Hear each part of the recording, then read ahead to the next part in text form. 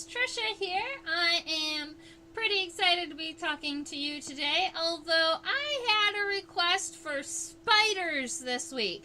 So I did pull this spider out of my collection. Arachnologists around the world are rolling in their graves because you're not supposed to pin spiders. Generally, people keep their spider collections in alcohol. It has to do with what happens to their exoskeleton and their legs after they dry up. They're a little bit more difficult to keep all the characters right, so a lot of times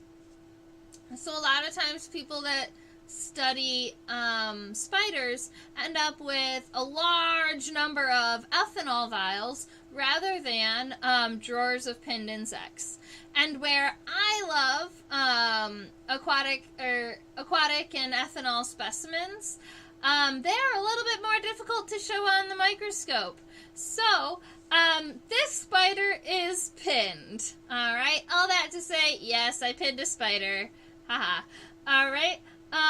Now, all spiders and anything with 8 legs, including scorpions and whiptails and wind spiders and even daddy longlegs, they are arachnids. They're arachnids, right? So they have 8 legs, they are symmetrical, they have exoskeletons, and all arachnids have body parts called pedipalps, and they have fangs. Or, no, Chelicerae. They have Chelicerae. I may double check some of my words over the course of this class because tarantula anatomy is different than insect anatomy. There are some of the same names in the leg segments, but all of the mouth pieces are different. And so we're going to be looking at a whole new series of vocab today for spiders. Now, those are all arachnids, right? Scorpions and wind spiders and daddy longlegs and all the Joro spider, for instance, all of those are arachnids. But if we're talking about specifically spiders, we're talking about Araneae. I'm not actually sure how to pronounce that one, but we're talking about those guys. That's the scientific name for all of these spiders. All right. Spiders are an order of animal. All right. And then when you go further, a lot of times we're identifying down into family. And a lot of times in spiders, at least in my experience, spiders are identified to family by their eye formations, by what their eyes look like in the formation of their eyes. Now, I believe all of the images of spider eyes and eye formations that you can find on Google are copywritten, so I can't show them here in the live stream. But if you Google spider eye formations, you'll be able to find a couple of images that will show a large variety of different sizes and shapes of eyes and chelicerae, the mandibles up in the front. All right, so there we go. Doop, doop, doop, doop, doop. All right, so let's see. There we go. Now, I was just trying to identify this spider down into family, and I'm not 100% sure. When I was looking at the eye formations of this spider, it reminded me of this family that we call Theridiidae. It's spelled like this.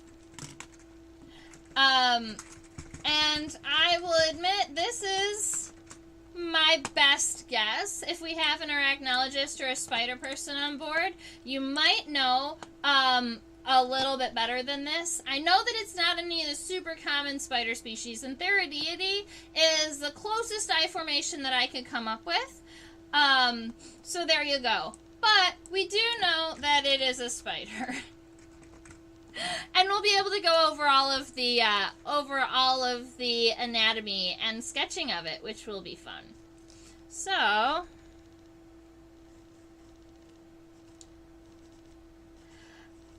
I am going to write Theridiidae on my paper. But that is, I'm not 100% sure on that.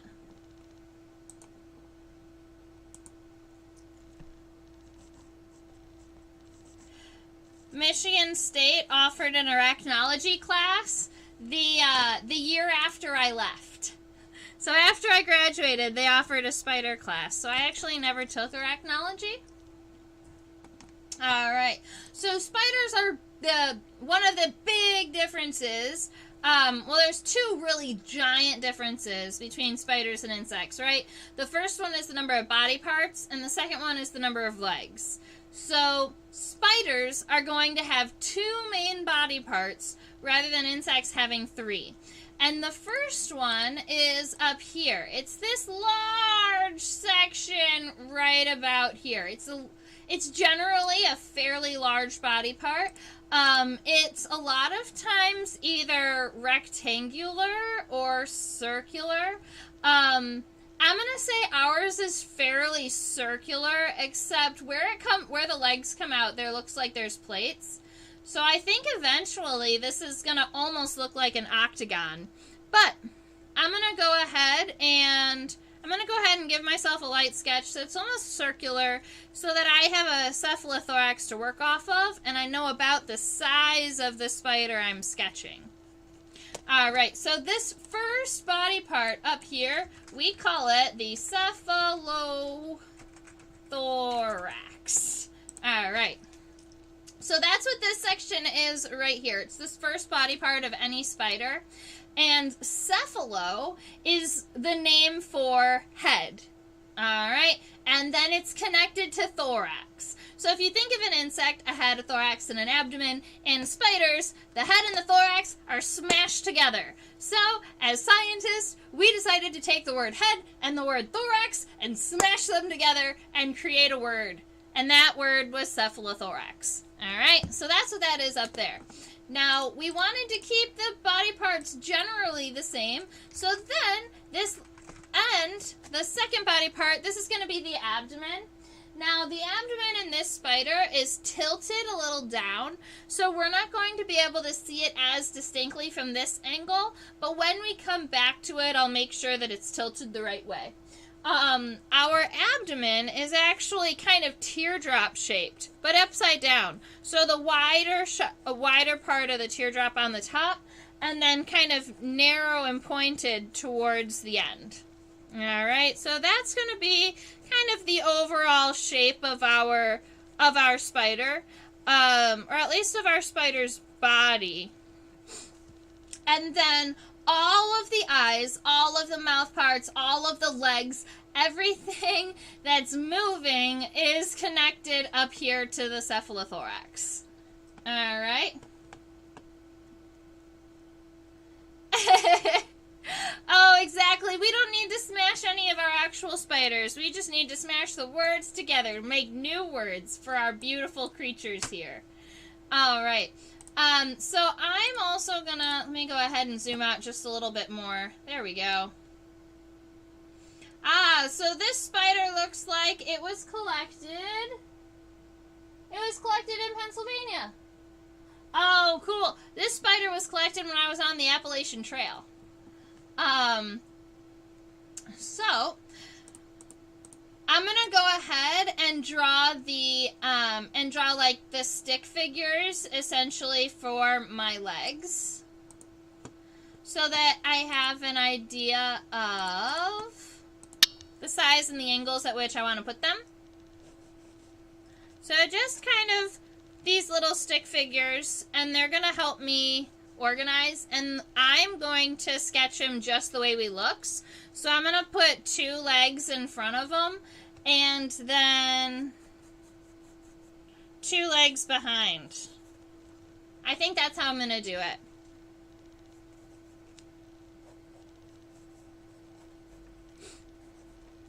And this just gives me something to work off of. And a lot of times when I start sketching legs, I will accidentally sketch them too long. So having these little kind of base lines are going to help me build the squares around them and off of them. So that's how I'm going to start off my sketch for my spider. I do want to make sure that I go ahead and zoom in and that we get super close look at all the really awesome features on our friend here. But I do want to make sure I get an estimate on the size. Oh man. I don't know if I'm going to be able to get a really good estimate on the size. This Cephalothorax is, oh, you know what? I'll measure them individually. So the Cephalothorax is 0.33 centimeters. And then let me go ahead and I'm going to angle it forward.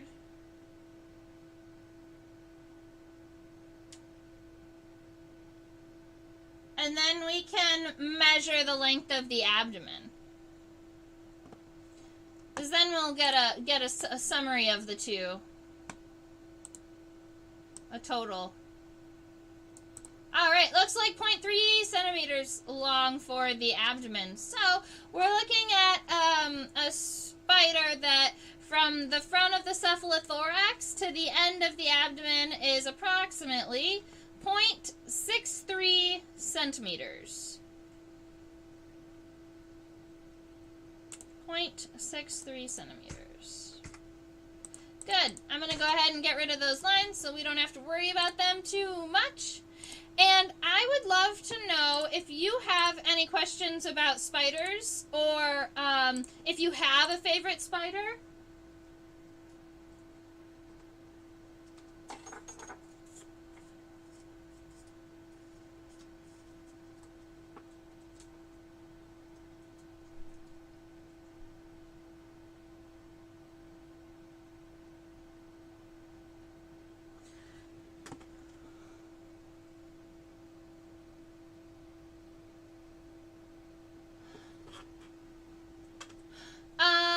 Why in the drawing is the bottom half of the spider longer than the actual spider?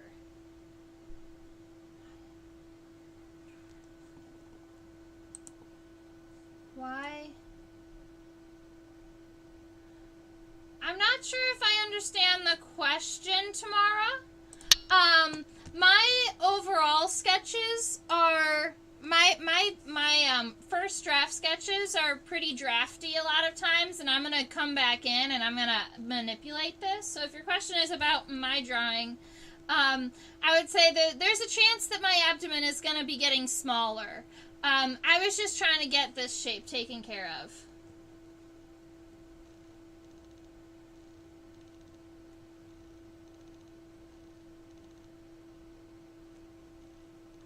Very cool.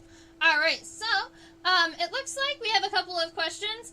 Hashi, I love that the huntsmen are your favorite.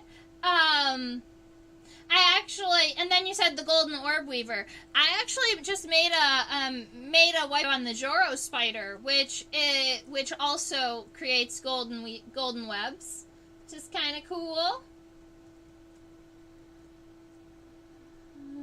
My question about spiders. Do they use different legs for different functions? I think the answer is yes, and if so, which ones? I would definitely say yes. Spiders are going to use different legs for different functions, although, alright, so if we're talking about, I'm just going to go ahead, I'll just go ahead and get into it.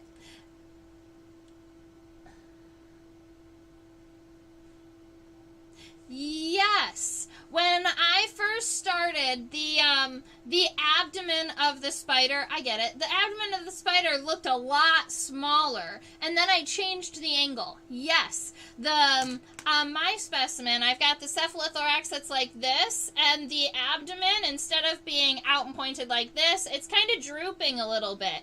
And so you lose a little bit of that length because of the angle and the fact that we're on a microscope.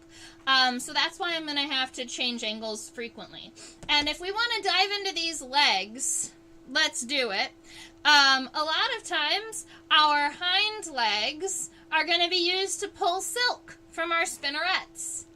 All right, so my spider is going to have 2 spinnerets on the end of its abdomen, and then it will actually take those hind legs and pull the silk out, and a lot of times will be creating its webbing this way. A lot of times, our front legs,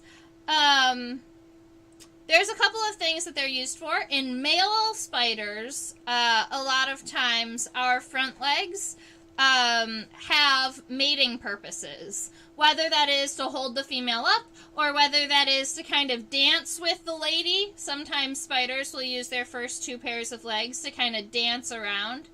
And those are the functions that I can think of for the legs. I will continue thinking and see if I can come up with other actions that my legs can do.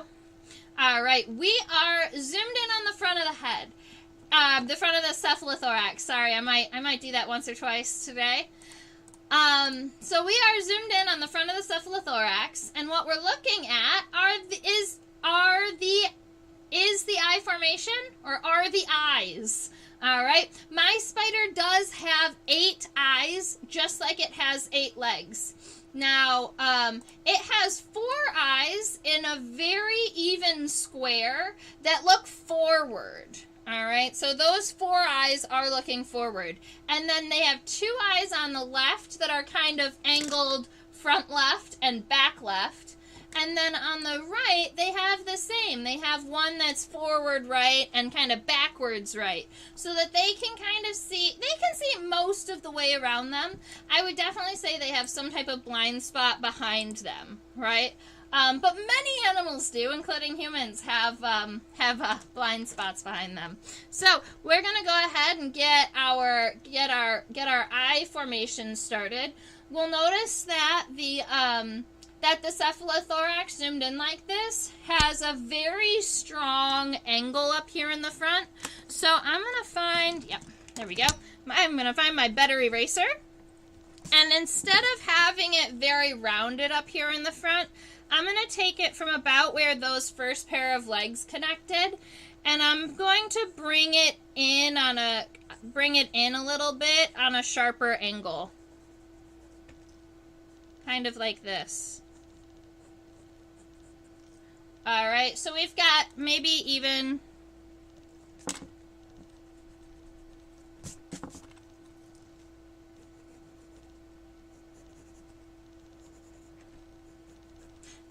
a little narrower. All right, so we have our the front of our cephalothorax up in this direction, and then we're going to be adding those eyes.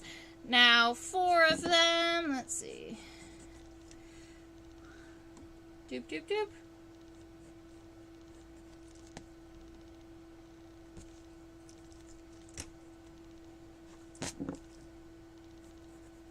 All right, so we're going to go ahead and give him or her. Actually, I do believe that this spider is a him. It has a very, very small abdomen in comparison to its body, and a lot of times that is going to mean that they're male. The heavier, the thicker abdomen spiders are going to be the ladies. They're going to be the females. So you can go ahead and sketch 4 very even eyes, right? They're 4 very square eyes. And then the 2 on each edge, they're kind of on a hillside on the head, on the cephalothorax, and they're on angles. So how I'm going to portray that is I'm going to create D's instead of full circles. And I'm going to make sure that they're pointing in the direction that they're going. So for my front right, I make sure that it's kind of angled forward and then angled backward. And that, you can even make it a stronger angle than those. And that's going to give you the appearance of them coming out of a hill or going out in another direction. All right. And if you look at this type of eye formation, it is closest to Theridiidae, but the body shape and the legs were really throwing me off. So I will be working on my spider identification at some point, guys. All right. Now, I'm going to go ahead and we're going to be turning our specimen so that we're looking at it head on, because I want to see the fangs.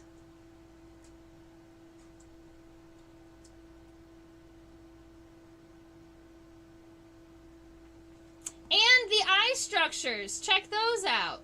So, from this angle, you can definitely see that you've got these 4 eyes that are very square-like, and these 2 forward-facing ones are obvious. The backward-facing ones are not as obvious from the front because they're not reflecting light from this angle.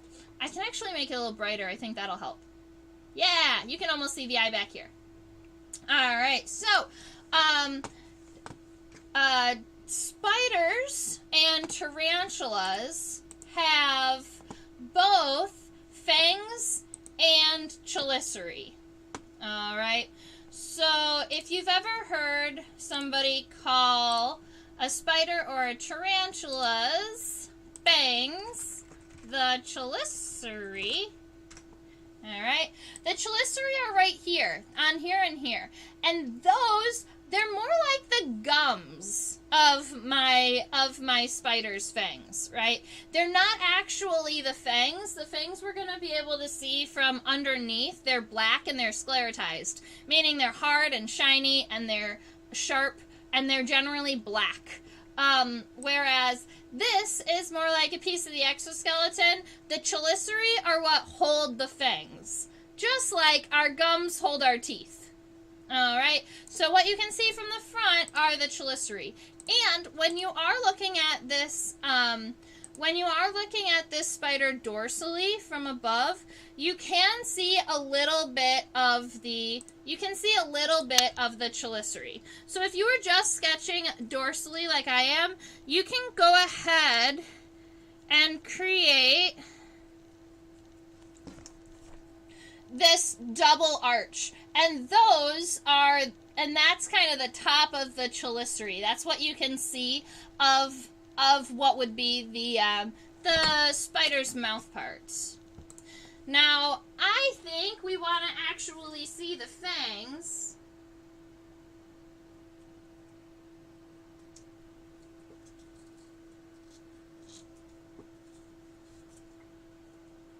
We're going to see if this works. There we go. I will be taking off his label.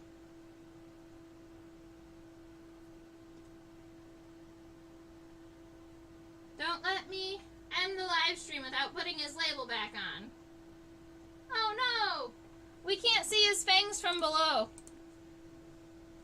So when I'm looking for his fangs from underneath, what I can see are his pedipalps.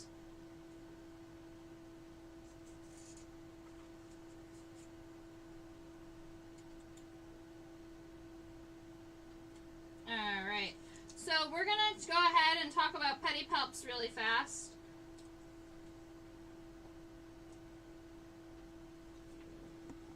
Yeah, this is definitely a male, by the way.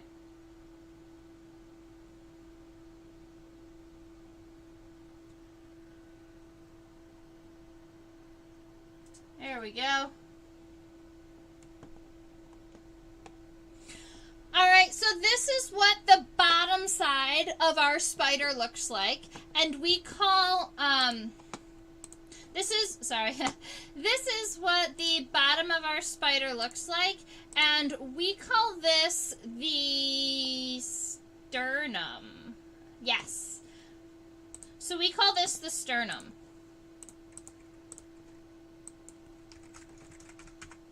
Alright, and this is the sternum is the bottom of the cephalothorax, right? So this whole first section right here and all of these pumps that you can see around here, these are all the sternum. Now, if we're looking right about here, where my arrow is, these are called pedipalps. Now, we know that all spiders are going to have 8 legs, right? That is a common characteristic of not just spiders, but all arachnids. So including scorpions, they all have 8 legs. Now, those do not include the pedipalps, which sometimes look like an extra pair of legs. So if we're looking way up here, what almost looks like our first pair of legs, they are segmented, right? You can see there's 1, 2, 3, almost what looks like maybe 4 segments on my pedipalps right here. Now, their function is different depending on male or female. The males a lot of times will have clubs on their pedipalps, or they'll have hooks on their pedipalps. And those are all going to be, a lot of times the males are going to use their pedipalps for mating purposes. But pedipalps are also kind of like, they're almost like a part of the mouth. They are the arachnids, the tarantula's version of mouth fingers, but they're big. They're like large legs that they can use to grab onto their food and pull their food to their face. All right. In scorpions, the pedipalps are actually the claws. All right. So the arachnids have a variety of adaptations that are pedipalps, but in this spider, the pedipalps just look like they're little clubs at the end. In scorpions, pedipalps are claws, and in vinegaroons, pedipalps look like these crazy hooked teeth that kind of just smash bugs into their face. If you've ever watched a vinegaroon eat, you'll know exactly what I'm talking about. Yeah, he kind of looks buck-toothed, right? He has those angles towards the center. I wish we could see his actual fangs, because he does have 2 very dark fangs, but they're not visible underneath our pedipalps. All right, but we can go ahead and sketch our pedipalps onto our friend here, because they would be up here near our Chelicerae. So let's see, they look like 1, and then this angled segment that turns them in a little bit, and then this segment right here. It looks really interesting to me. It looks like there's almost these couple of spines on it. And I think that those are going to be hooks used for mating purposes. Let me get the fly out of the way. All right, so I made sure that I gave my spider that nice club at the end of the pedipalps. A lot of times that club is what cues you into the fact that it's a male, that it's a boy. All right, so you've got another one right here. In tarantulas, a lot of male tarantulas will do something that we call hook out.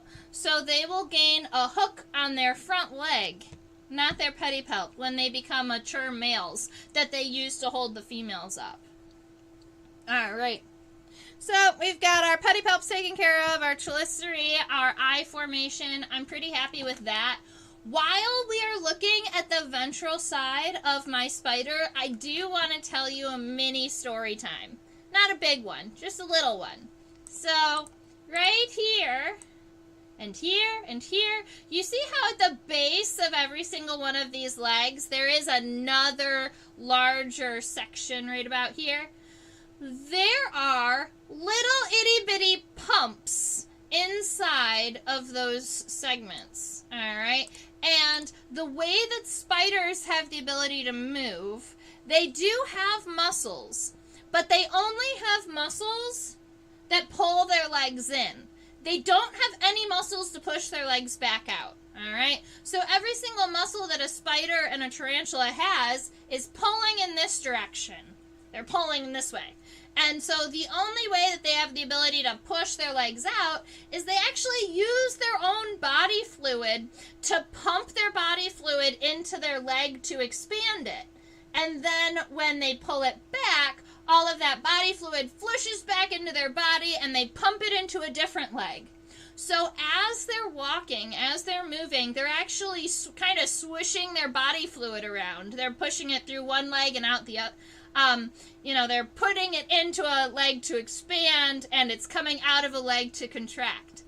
Now, I think that that's really cool because spiders in that way are partially hydraulic, right? So spiders have this movement system that's kind of half muscle and half liquid based. And that also cues you into I'd like everybody to imagine a dead spider. I know we have all seen one, right? A dead spider in the corner. The one feature, no matter if it was a huge spider or a little itty bitty spider, pretty much this. Right. So tarantulas are, I believe they're theraphosids.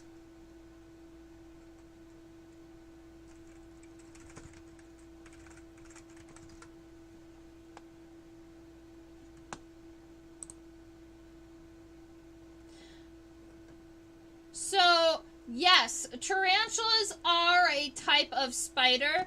If the order is Araneae, the order that we talked about earlier, Araneae, Araneae. Yes, tarantulas are a type of spider. They're a family of spiders.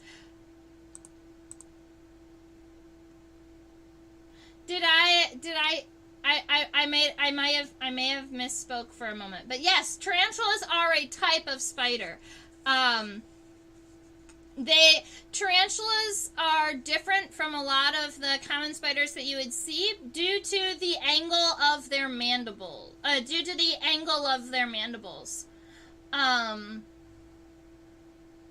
Yeah. All right. So, tarantulas and I guess tarantulas and other spiders, right? I said tarantulas and spiders like they were two separate things. Spiders and tarantulas both, all spiders, they have this hydraulic movement system. Now, if you imagine a dead spider or a dead tarantula, yeah, if you like picture one in your mind in the corner, because we've all seen one. When spiders die, they curl their legs in, right? When you see a spider, it looks like this, all super, super, super curled up. Well, now we know that their movement system and their body is hydraulic. So when they die and they lose their blood pressure and they dry up, they don't have that liquid anymore, and what you're seeing is the action of the muscles. All right? So spiders, when they dry up, they curl in because they no longer have blood pressure. All right? And that's what makes them do that. It's kind of interesting, and I wanted to bring it up while we were looking at the bottom features because it's pretty noticeable from that angle.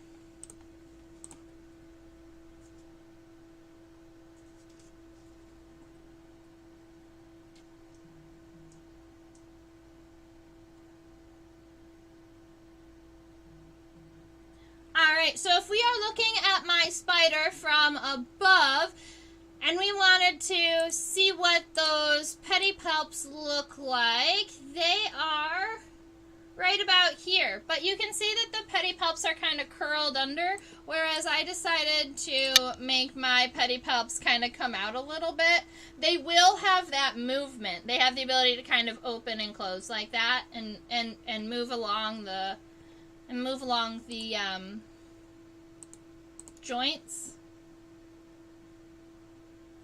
Hi, Susan. Yeah, spider blood pressure. Exactly. So I'm glad you were able to stop in and hang out with us for a minute. All right. Maybe you can stick around for leg anatomy, depending on how long you get to stay. So, just like Trochanter Trochanter. There we go.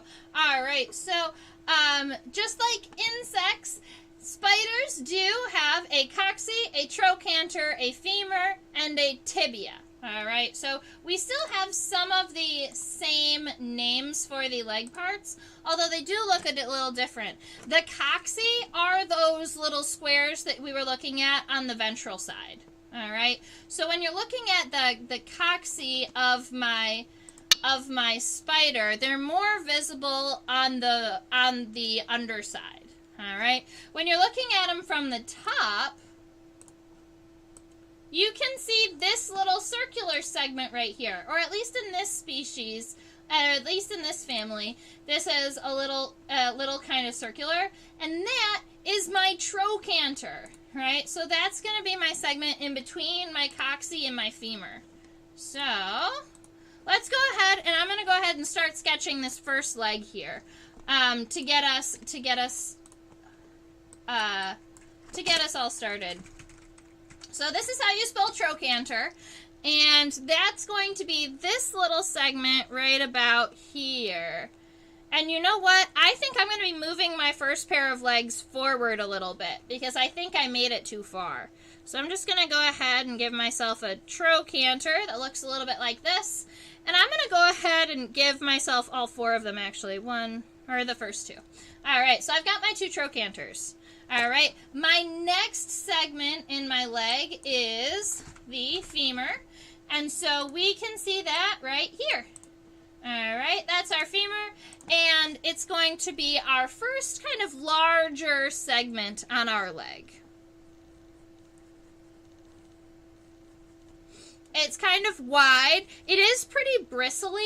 A lot of times spiders are going to be using their hairs like Spider-Man. They use their hairs for sensory purposes. So their hairs kind of will blow in the wind. They can tell if something is breathing on them. For all of, those are some uses of my spider hairs. So that's going to be that femur right there, that first one. Now, the next segment is actually one we don't have in insects, and it's this one right here. And you're going to laugh at me because it looks a little bit like a kneecap. It's between the femur and the tibia, and we call it the patella.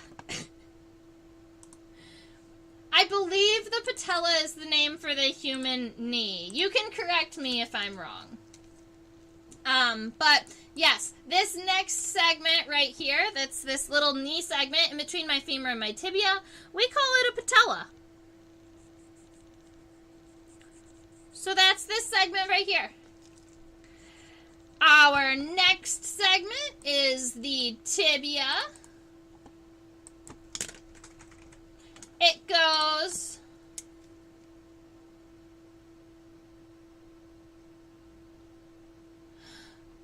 good question, Susan. So the trochanter, yeah, you almost spelled it. You're one letter off. This is how we spell trochanter. All right, and our trochanter is kind of like a segment in between the hip and the femur.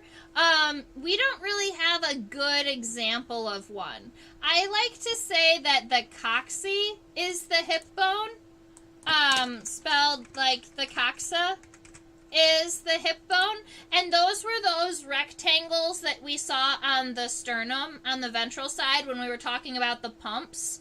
Those little rectangles are considered the coxa, and I've always considered those as kind of the hips of a spider. Yes, the patella is the human knee. Very good. So yeah, right there. Femur, knee, tibia. Femur, patella, tibia. Cool. All right, so our next one is the tibia. And we're noticing that the tibia is getting narrower now at this segment. And so you can go ahead and make sure that the top of the tibia is definitely thinner than the base. And our next segments do have the word tarsus in them. But we have a separate name for this one and this one. So when we're talking insects, we just call them all tarsal segments. But in spiders, we call this one the metatarsus, and this one the tarsus.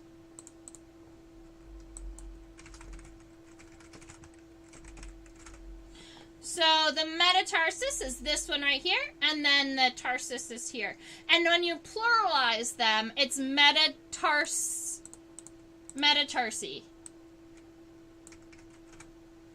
Metatarsi and tarsi when you're talking about plurals. Alright, let's get them sketched on the page. I'm going to go ahead and make sure that my metatarsi is curled down. And then the last tarsal segment. And a lot of times at the very end of the tarsal segment, you still do have little tarsal claws, right? You have little itty bitty claws at the end of the tarsal segment that help my spider hold on. If you've ever seen, I was always a fan of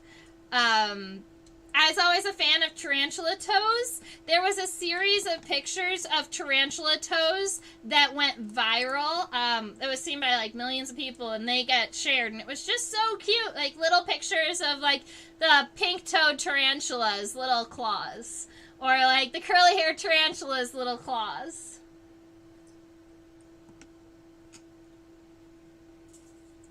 Yes, the tarantula paws. Evea saw them too. All right. Do spiders always have two tarsal segments then? I believe so. I believe that all spiders, including tarantulas, have two tarsal segments. The metatarsi and the tarsi. I believe that is a characteristic of all of them.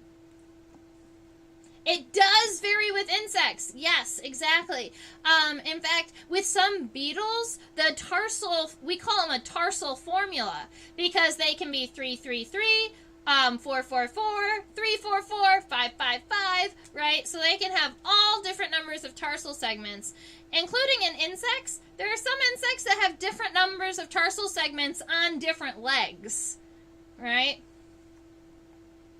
But do they have toe beans? Aww. I don't know. Let's go check.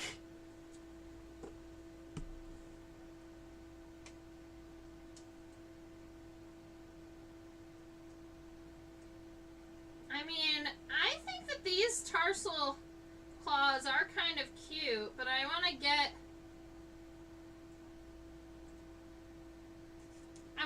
a good image of the bottom of one, because I just saw something that was really nifty, and I want to see if I can get an angle to show you.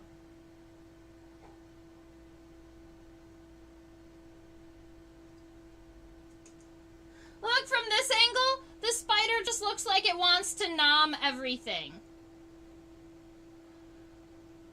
Look at how cute he is. Okay.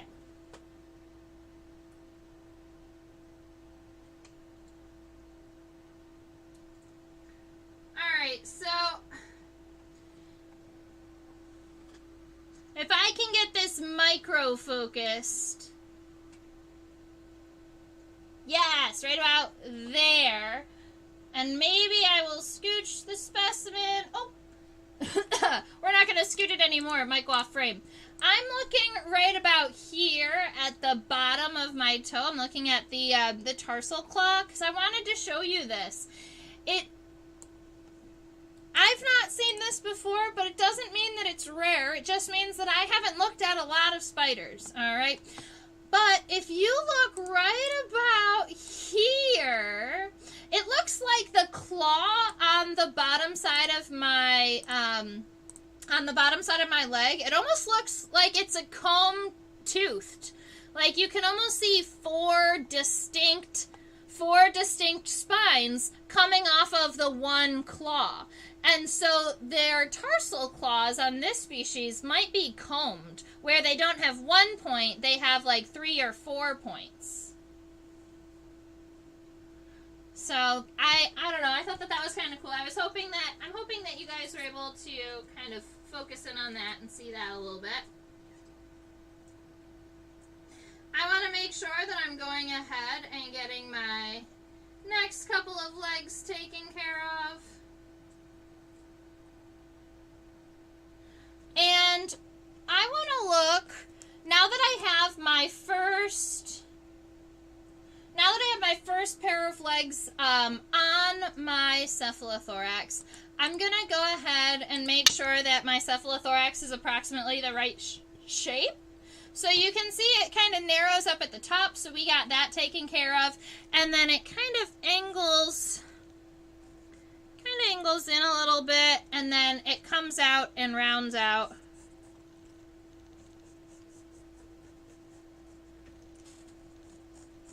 And it stays pretty even along the bottom. All right, so I'm pretty happy with about that shape for my Cephalothorax.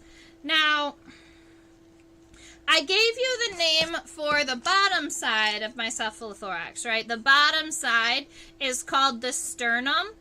We also have a name for the top side of my Cephalothorax. And the top side is called the Carapace. And I only bring the Carapace up because it is incredibly important during the molting process. I don't know if any of you have ever watched a spider shed its exoskeleton, but this entire carapace pops off. All right, that's how a spider gets out of its exoskeleton. Some insects push through a head capsule. Some insects break on a suture along the back. Spiders and tarantulas, this whole top is called the carapace, and it just pops off like a little lid. And then you've got new exoskeleton underneath. A lot of times, at least in tarantulas, the spider has to flip upside down, and it will use gravity to help push its old exoskeleton off. So it'll slip its entire body, all of its fangs, all of its legs, through the hole that the carapace leaves behind. You missed the beginning where you explained the family. Says that the name for them is comb-footed spiders. Hey guys, we figured it out! I believe it is a Theridiidae. I am so proud of us. Thank you, Susan.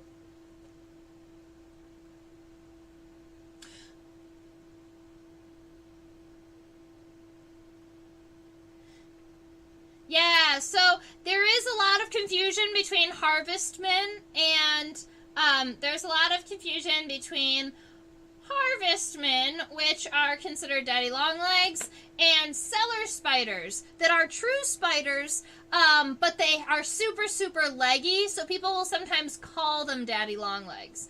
And there are huge differences between the two. For instance, daddy long legs are not considered spiders. Daddy long legs do not have any venom, and they also don't have venom, right?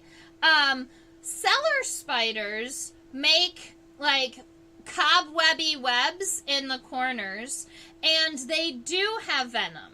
All right, so cellar spiders are true spiders, but daddy long legs are not.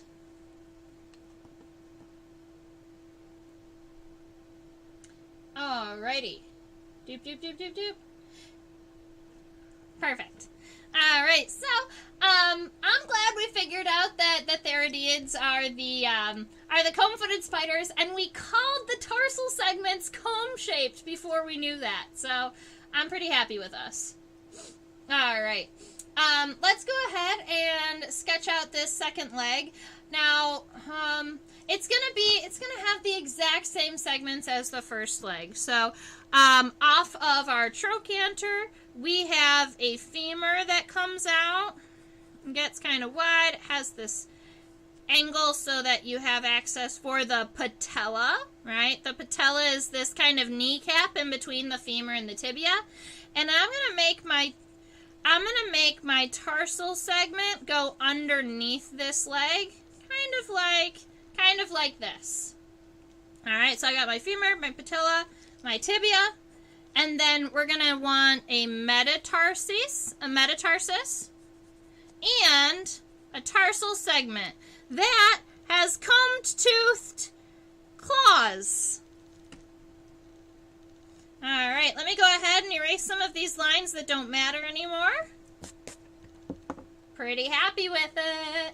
Okay, the bottom two pairs of legs, you can't see the trochanters as well.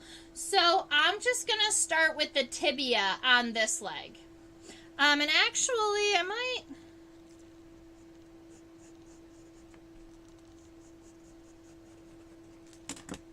going to reshape the bottom of my cephalothorax, really quick. I want to make it narrow a little faster. Yeah, that's better. Okay. All right, so we're going to go ahead and sketch my tibia here. If you would like me to move the microscope to the leg we're sketching, just let me know. All of the legs do have the same format and generally the same shape of body parts. I believe that the third leg on the right is a little wonky, but that's not the spider's fault. That was likely my fault for pinning it. All right, so we're starting with the tibia on the middle leg, and there is a little bit of a gap in between the second and the third pairs of legs. So something like that. Let's see. So we've got our middle leg, or this is our tibia, and then our not tibia, that's a femur, guys. This is our femur. And then we have, let's see, this is the short side, this is the long side. All right, we've got the femur, we have the patella, and then we're going to be coming down with our tibia.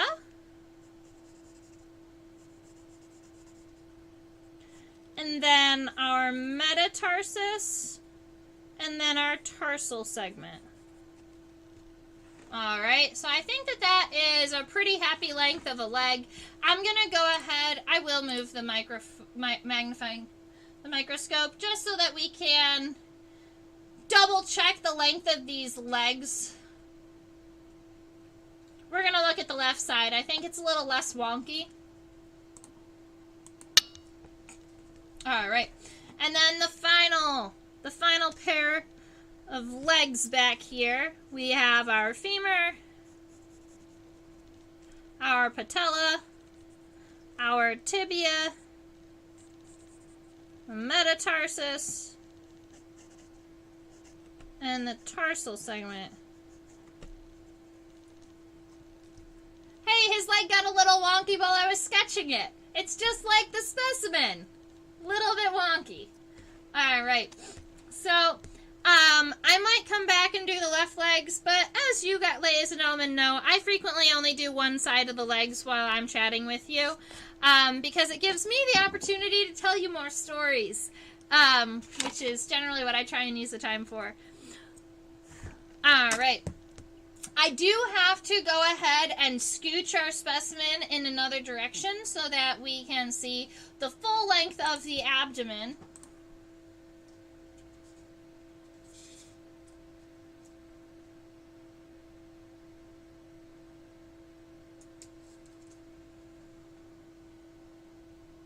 Good shot. Look at that. Let's see. Cool. All right, so that's what our abdomen looks like.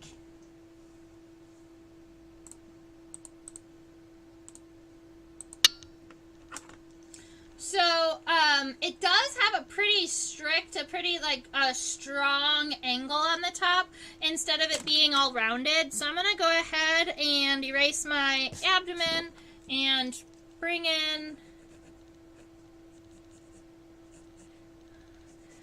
I wanted to make sure I got some angle in, so I'm going to go ahead and do that. But I also noticed that my abdomen is a lot thinner than the cephalothorax, so I'm going to go ahead and make sure that it starts off thinner than the width.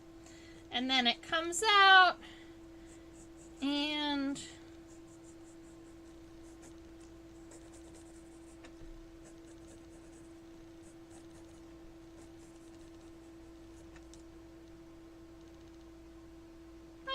close. You, ladies and gentlemen, know sometimes it takes an extra minute of fidgeting with lines to make sure that they look about right. I'm just trying to make sure that our friend here has the proper amount of angle going on in his abdomen. Because you can see it kind of reminds me of an arrowhead a little bit. With it's kind of narrow at the top and kind of sharp at the bottom. And spiders they don't have abdominal segments like insects do, right? Insects have an abdomen that's lots of individual segments. A lot of times spiders' abdomen is kind of one large segment. It looks a little funny on this, it looks a little funny from this angle because those lines almost make it look like, it has abdominal segments where it doesn't. Much happier with that one. Okay. And I'm going to come in and just make that a little bit more obvious in here. Cool. Awesome. I'm curious to see the spiracles. I'm curious to see the spinnerets on this spider.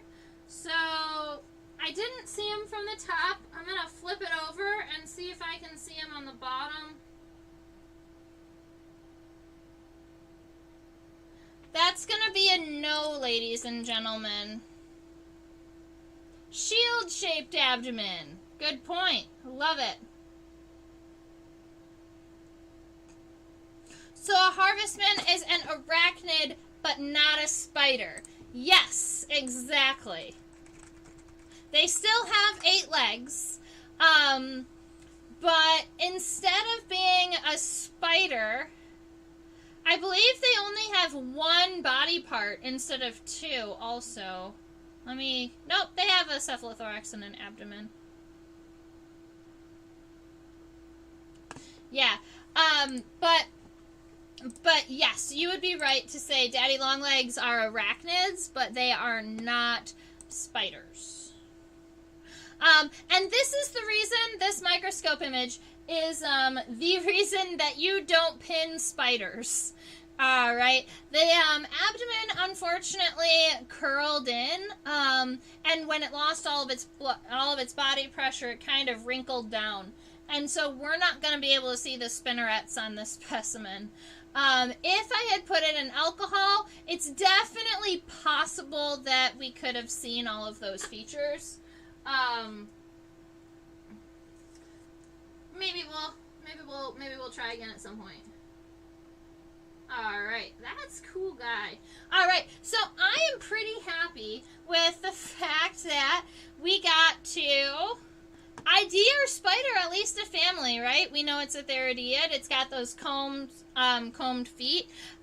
We've got most of the body part, the anatomy taken care of. The cephalothorax and the abdomen, the eyes, the fangs, the legs. I'm trying to think of other fun spider facts that I can share with you while we're sitting here talking about them. I actually collected there was a species of isopod hunter that hadn't been found in Michigan yet, and I collected a state record. So there was a paper published about the spider that I found in Michigan. That was pretty cool.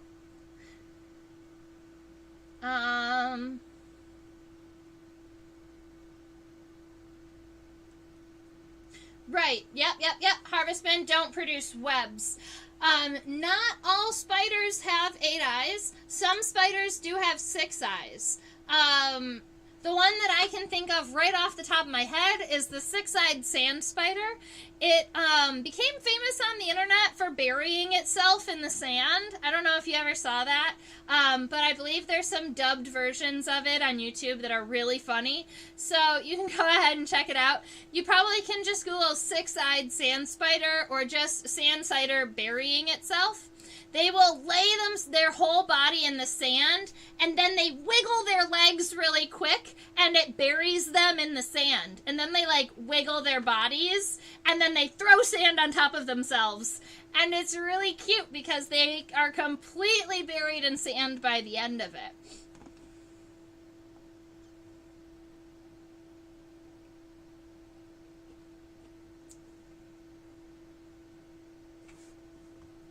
All right. Theridiidae. I have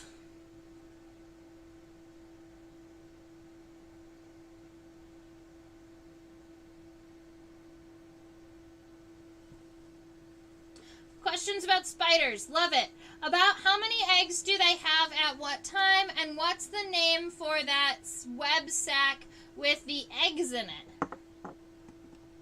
No, Avea, this is good because, admittedly, spiders are one of those things that I also love, but because I never took a real class on them, sometimes identification is a little bit more tricky for me. But how many eggs do they have at one time? That's going to depend on the species.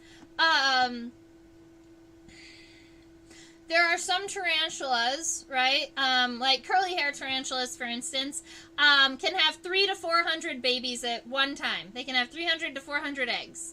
I would say that our native species, that varies so widely.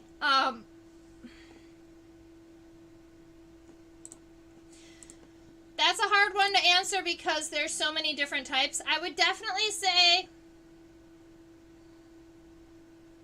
you know what? Let me look up the average number of eggs for a wolf spider.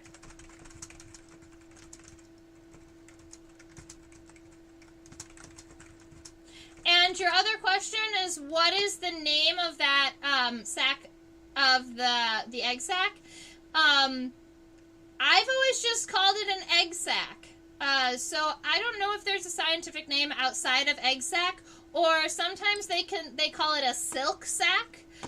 Because their egg sac is made strictly out of their own spider silk.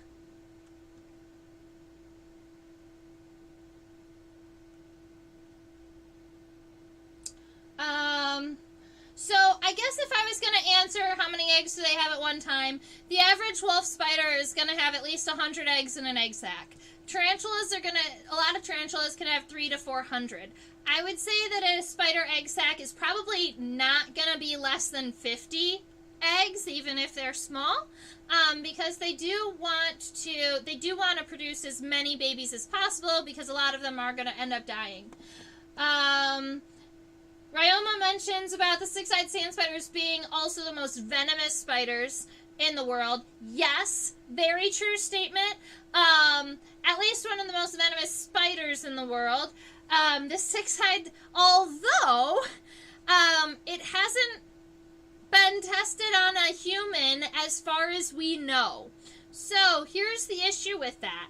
We have collected the venom from the six-eyed span spider. We have broken it down into its elements to see what kind of chemicals and what kind of chemistry is the basis of this venom, right? We know that the venom has the ability to kill a rabbit in something like 6 to 12 hours. So very, very quickly. And humans and those scientists were able to postulate, they were able to guess that the six-eyed sand spider, with or without treatment, if a person was to be bit, they would pass away, they would lose their life within 24 hours. So yes, the six-eyed sand spider, super, super venomous. Although, there has not been a record of anyone being bit by a six-eyed sand spider. Not a single record in the entirety of humanity has anyone actually gotten on record the fact that they were bit. there are two hypotheses about this. The first being the six-eyed sand spider always is trying to hide, right? They're trying to run away. They are incredibly venomous, but they're not super aggressive. They're not going to turn around and bite a person for no reason. All right? So they're not aggressive. That's the first kind of guess. The second postulation about these six-eyed sand spiders is that they are native to South Africa. So it's possible that the people who have been bit by the six-eyed sand spider didn't have enough time to go to the hospital or write it down. And therefore, there's just no record of them being bit because they passed away before they were able to record it. So that's the two groups of people, the two sets of beliefs out there about the six-eyed sand spider. And I'm not sure in which category I really fall. I'd like to think that no one has ever been bit and that they just purposely kind of run away and that they're a little more timid. Yeah. Your favorite spiders are the orb weavers. Yes, with the little zigzaggy abdomens. All right. So here's something fun about orb weavers and other spiders who make really, really delicate webs. Something that people don't realize is that spider silk isn't just spider silk. There are different types of spider silk, and even within one spider, they can have multiple types of spider silks. Or they can create multiple thicknesses of spider silks. So if we're looking at like one of those really big, beautiful webs, you'll notice that the top threads and the outside threads of the silk are thicker than the inside ones. Or the ones that cross are thicker than the circular ones that go around, right? And so as the spider is pulling the silk, he's also deciding kind of how thick that strand is going to be and how sturdy it needs to be as he's creating it. So that's kind of fun. They have the ability to kind of create thicker dragline silk, and I know that there are names for all of these silk types. I don't have them in my head. I don't know them. But I know that there are names. So if we wanted to really look it up and get into it, I'd have to do a little bit more research. Another fun thing about a lot of those orb weaver spiders is some of the mating processes.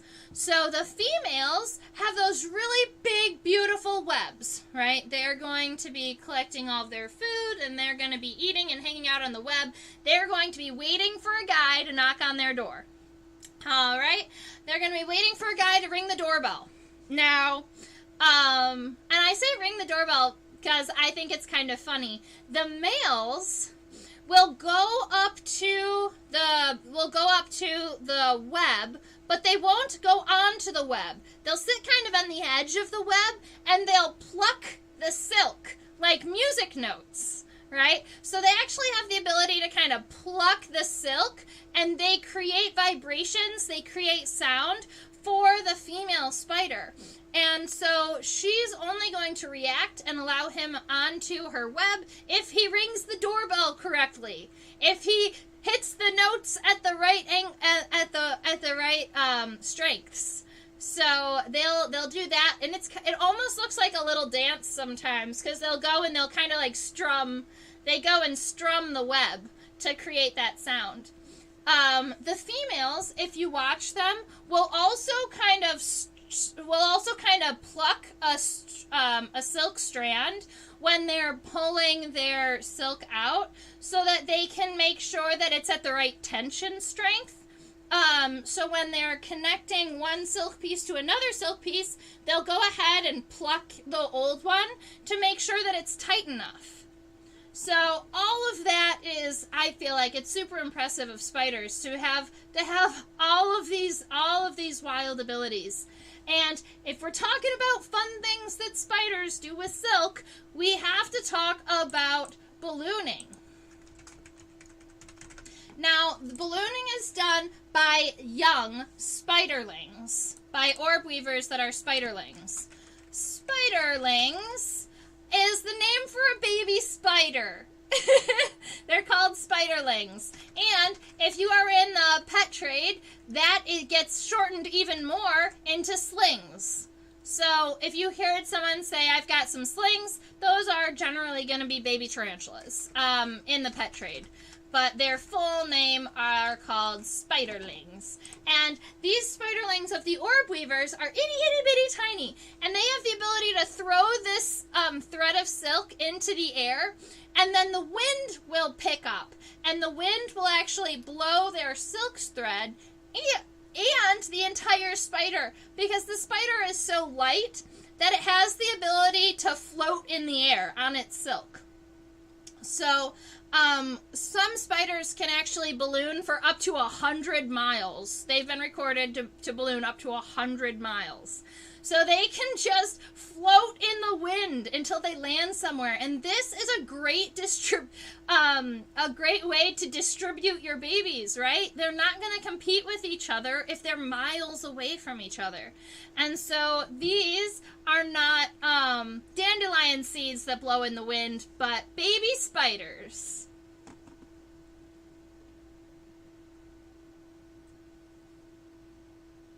Labyrinth orb weavers. I don't know if I've heard of those before. Let me go and look them up.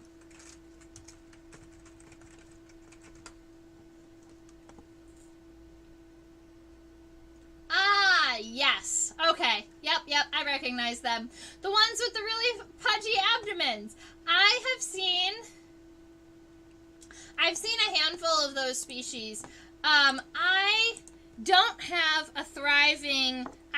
have a thriving spider collection, as it's not what it's not my like number one priority are spiders, but luckily I had one to show you, ladies and gentlemen, today.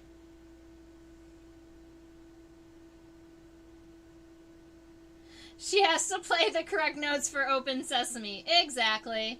And if you read Charlotte's Web, you know that that can write too. Ha ha ha. Of course they can write. Spiders know English, right? Oh, man. All right.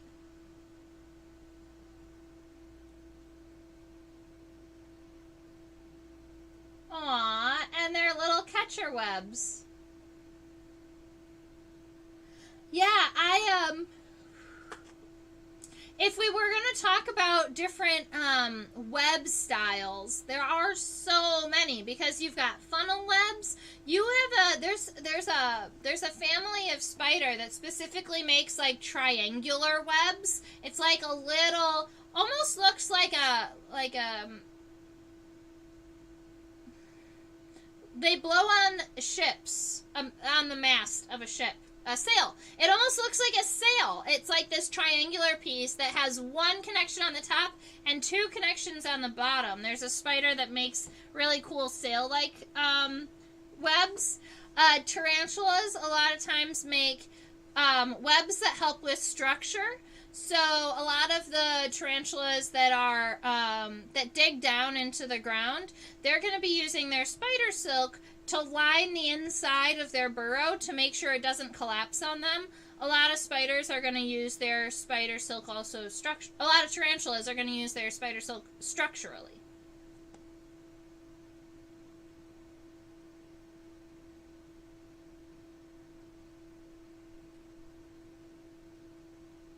Does anyone ever had the experience?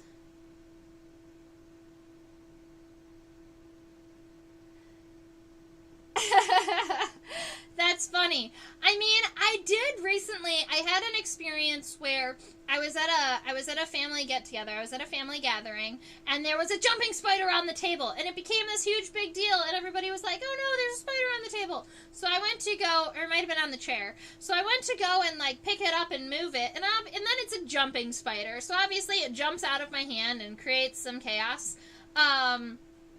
But I catch it, and I'm continuing out towards the grass so that I can go ahead and put it in a safe place, and it jumps off my hand again. But this time, it leaves a strand of silk connected to my hand. So I'm over here, like, the spider is actively descending on its thread, and I'm over here, like, doing this, trying to make sure that the spider doesn't go all the way to the ground so I can get it to a safe place. It was fun. But yeah, I do enjoy kind of holding spider silk and kind of watching them blow in the wind or kind of moving them that way.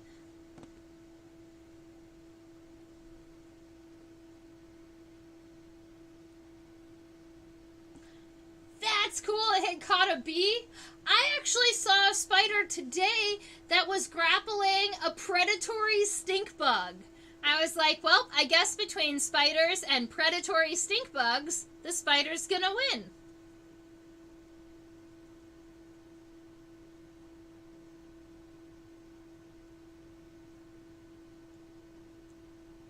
Yeah, the spider, is that the one that, like, it holds its own spider silk like essentially like a trap, and then it falls on the specimen, and it falls on its food and kind of wraps its food up in its net?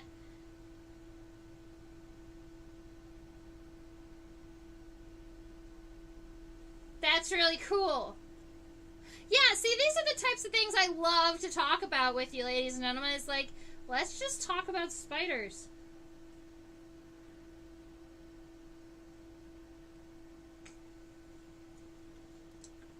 I would say yes. Most spiders are territorial, and that does include cellar spiders.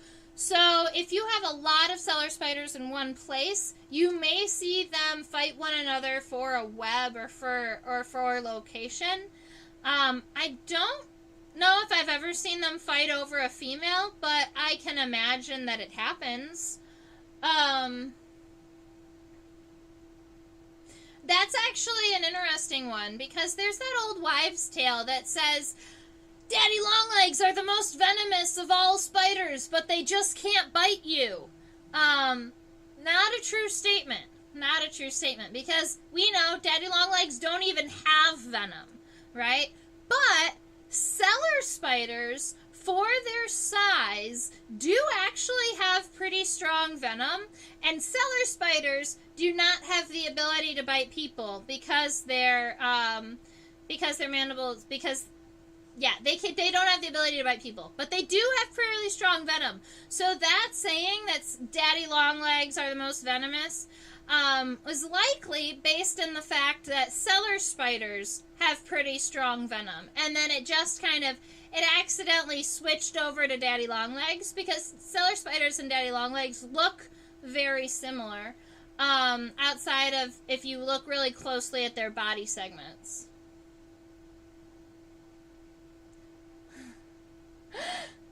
Ryoma is watching cellar spiders fight all the time. I love it.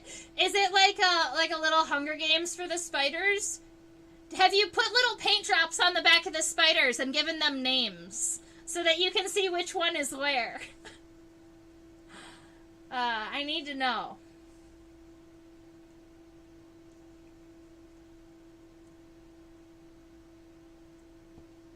Yeah, I haven't seen a crab spider in a while.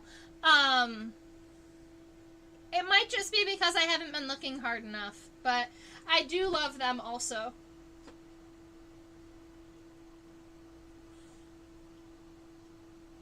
Yeah, I think that the spider that I saw feeding on the predatory stink bug today was a jumping spider, but it went away too quick for me to confirm identification. All right. Well, I'm happy. All right, so we are at about an hour and 20 minutes. We got our spider all sketched out. We were able to talk about all the body parts. We were able to answer a lot of spider questions. I believe the spider questions are starting to dwindle down. You saw a couple of huge ones fighting? You saw spiders fighting large enough that you could hear them? That's impressive. I wonder if they make a sound themselves, like some type of defensive sound. I've never heard of a spider making a sound. Let me go see.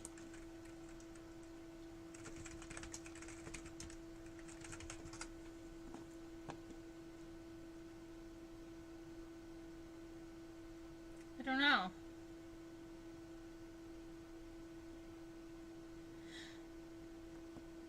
I've never heard of that, but I definitely believe you. I'm imagining like a little spider sword fight. Like the little spiders, they are going ching ching ching while their legs are hitting each other.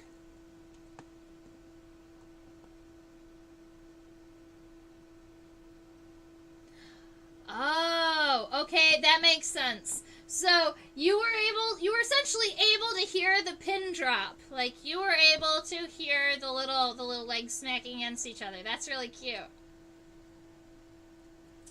I love that I have a place where I can talk to people that pay attention to the surroundings and pay attention to the insects and spiders around themselves so well that you notice those types of things too, right?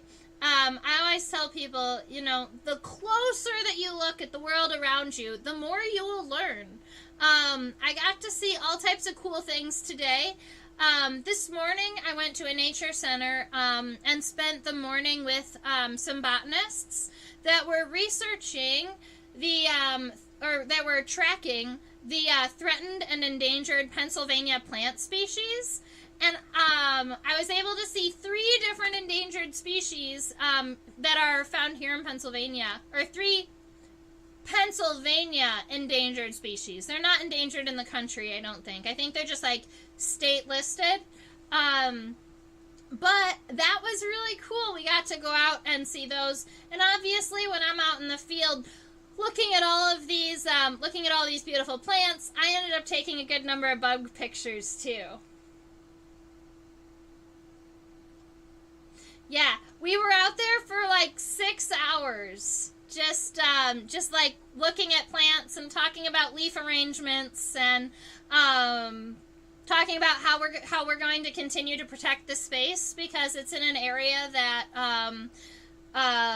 there are companies that like to drop herbicides, and now that we know that there are so many endangered species, there's talks on how to make sure that the plants stay protected.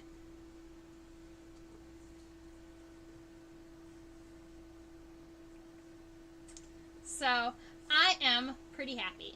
Very, very good. So, I know I'm not an arachnologist, but I hope that everybody who joined us today learned something valuable, something that they'll be able to take into their lives, something that they'll be able to, you know, go out into the world and view something. You started my collection! Woohoo! Oh, I love that. I actually just finished curating my beetle drawer. Oh, good. Yes. Awesome. I love to hear that we are all learning and enjoying chatting with each other. This is like, I'm so happy that I have the ability to live stream and to connect with you, ladies and gentlemen out there.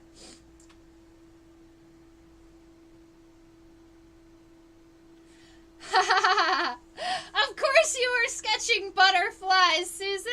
What did you find? What did you see? Did you identify any of the leps that you saw?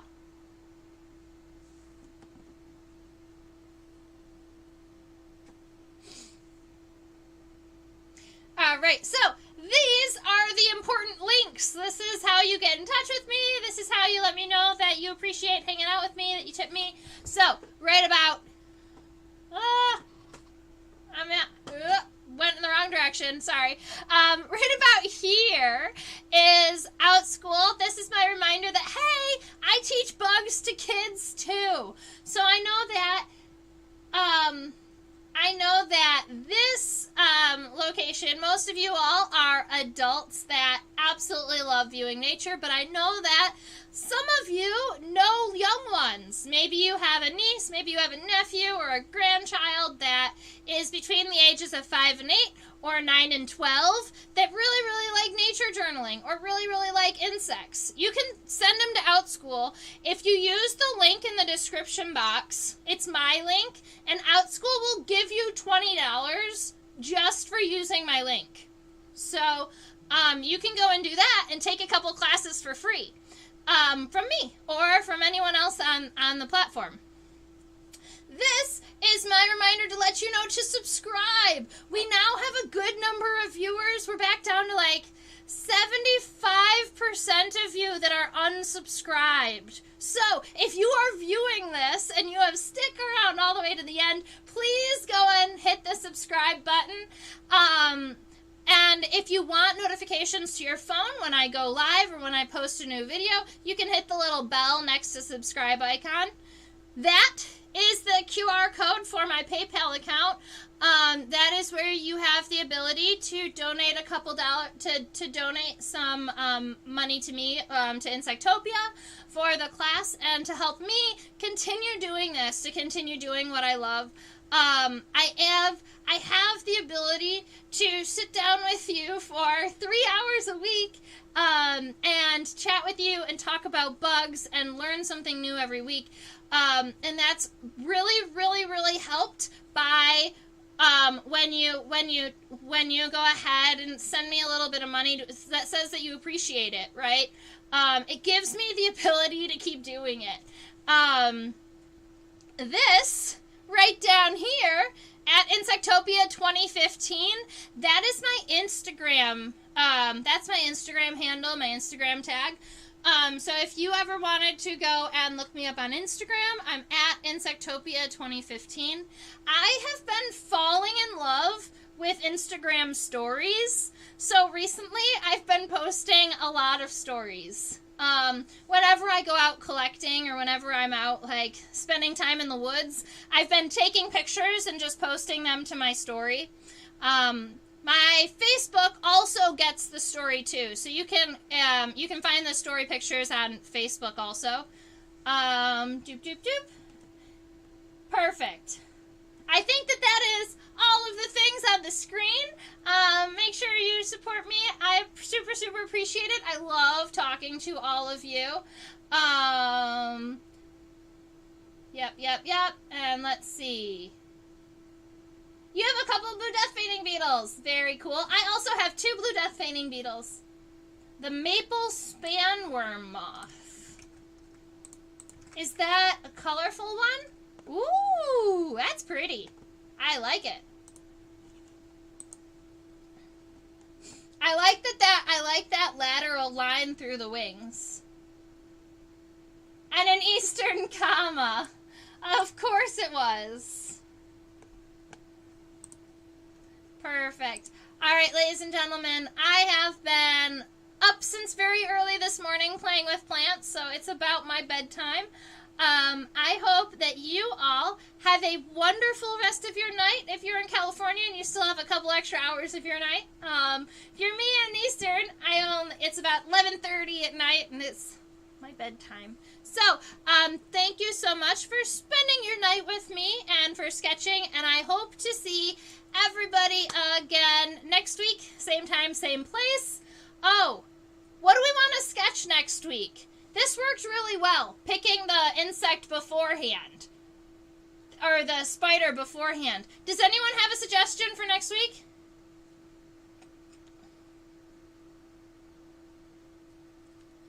Aw, you're welcome, Avea.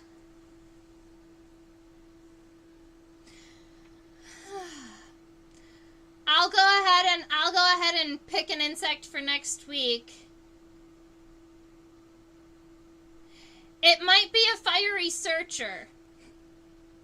What do you guys think about Calisoma scrutator? It's a beetle.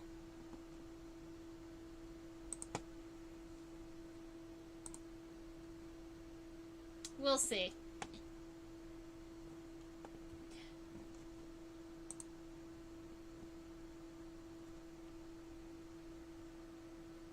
Alrighty. Yep. So that's our night. Have a wonderful week, and I will see you next week. Stay buggy.